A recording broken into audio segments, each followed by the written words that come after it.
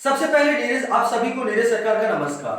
वादे के मुताबिक नीरज सरकार आज फिर आपके सामने हाजिर है अपने अगले रूल के साथ। रूल नंबर 2 यानी कि यूज टू। जैसे कि मैंने वादा किया था कि मेरे 5 रूल आपको 100% इंग्लिश सीखने में मदद करेंगे। 5 रूल और 100% इंग्लिश, उस हिसाब से एक रूल 20% का। तो आपने अगर पैसिव सीखा इसका मतलब आप 20% सीख चुके हो। अब बारी है यूज टू की, यानी कि रूल नंबर 2 यानी कि 40%। And I promise you that if you learn this rule then you will achieve 40% English, यानी आप 40% इंग्लिश सीख जाओगे। ये मेरा दावा है। सो फॉर एग्जाम्पल देखिए यहाँ पे मैं आपको अभी रूल नंबर 2 क्लियर करता हूँ आपके सामने। जैसा आपके सामने लिखा हुआ देखिए, rule number 2 use to.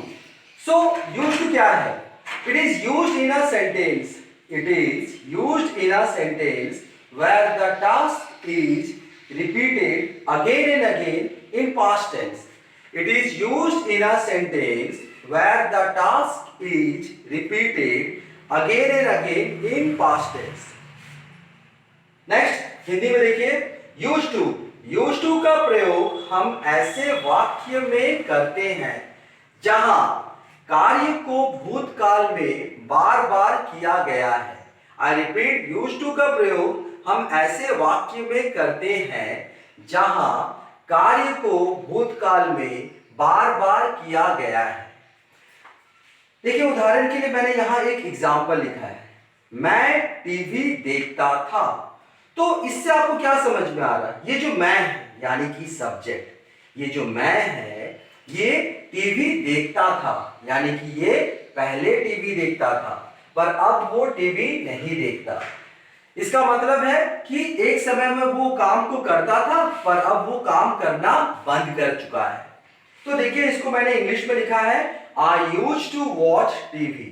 So here it is, I means subject यानी कि कर्ता, used to means part of a formula यानी कि फॉर्मूला का हिस्सा, देन वॉच, यहां पे देखिए M dot B short form में लिखा हुआ, उसका फुल फॉर्म है मेन वर्ब यानी मुख्य क्रिया, देन ऑब्जेक्ट। ठीक है, तो ऑब्जेक्ट यानी जो वो काम करता है। So the whole formula is subject plus used to plus main verb plus object. तो यहां पे मैं एक बार फिर से रिपीट करता हूं, I repeat, subject plus used to plus main verb plus object. अब देखिए आपके सामने है कुछ एग्जांपल्स। पहला एग्जांपल, मैं कार चलाता था। And the English is I used to drive car. मैं क्रिकेट खेलता था। And the English is I used to play cricket. मैं डांस सीखता था। तो यहाँ पे सब्जेक्ट क्या है? मैं। तो उस हिसाब से मैं का English I, then for part of formula है ना, I used to main verb यानी कि learn dance। ठीक उसी तरह से सारा दिन में ऐसे बहुत सारे एक्टिविटीज हैं जहां पे हम यूज टू का प्रयोग करते हैं, सुबह उठने से लेकर के रात के सोने तक। फॉर एग्जाम्पल, मैं सुबह उठता था, I use to wake up at morning. मैं सुबह नहाता था, I use to take bath at morning. मैं जॉगिंग में जाता था, I use to go for jogging. मैं नाश्ता करता था, I use to take breakfast. मैं कार चलाता था, I use to drive car. मैं पूजा करता था, I use to do worship. मैं स्कूल जाता था। तो जाना, जाने के बारे में मैं एक चीज बता दूं, जाना का इंग्लिश होता है गो। आई रिपीट, जाना का इंग्लिश होता है गो। पर आपको गो नहीं लगाना, आपको गो का इंटेंशन समझना है। ठीक है, गो का इंटेंशन समझना है। दरअसल हम दो जगह पे जाते हैं। देखिए इंटेंशन को समझाने के लिए मेरे पास बहुत ही बढ़िया एग्जाम्पल है।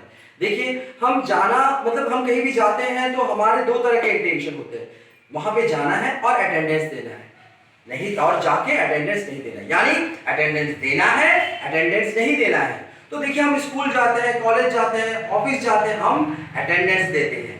पर हम घूमने जाते हैं, बाजार जाते हैं, हम अटेंडेंस नहीं देते हैं। सो मुझे स्कूल जाना था, आई यूज टू अटेंडेंस देना होगा तो आई यूज टू अटेंड स्कूल।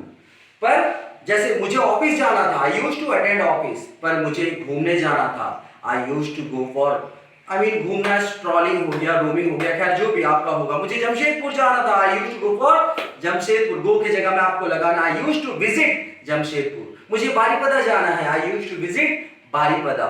ठीक है, मैं बारीपदा जाता था, I used to visit Baripada.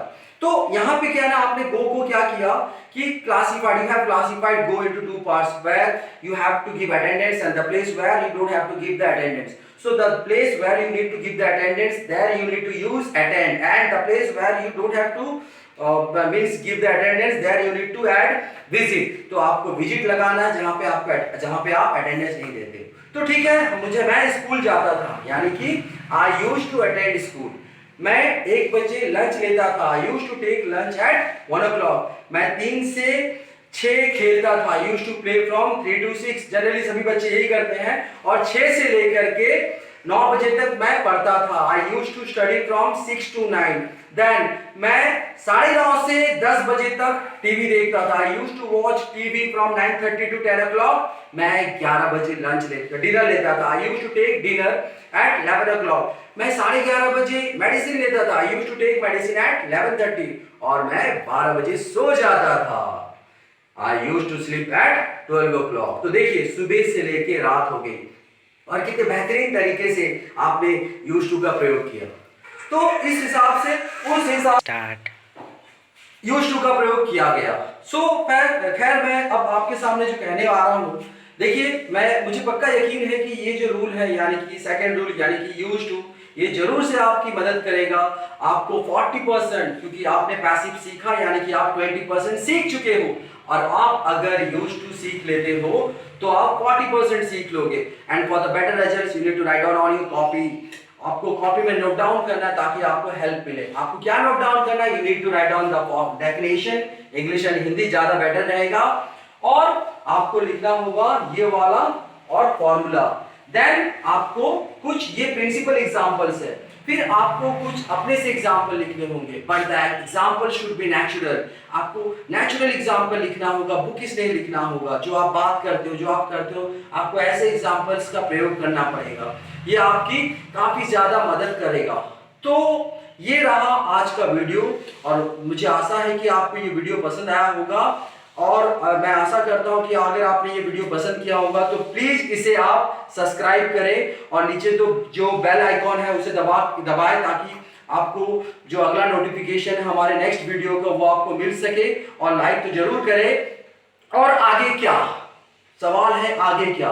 तो द मेंटोर आपके लिए ला रहा है free classes for English core and 10th class के लिए जो साइंस और इंग्लिश का जो विषय है उसके ऊपर में नए कोर्सेस ला रहा है. फ्री ऑफ टोटली फ्री ला रहा है. वीडियोस ला रहा है. दरअसल उन वीडियोस में कोशिश ये रहेगी कि बच्चों को हम वीडियोस के द्वारा एक टॉपिक को समझाने में मदद कर सके.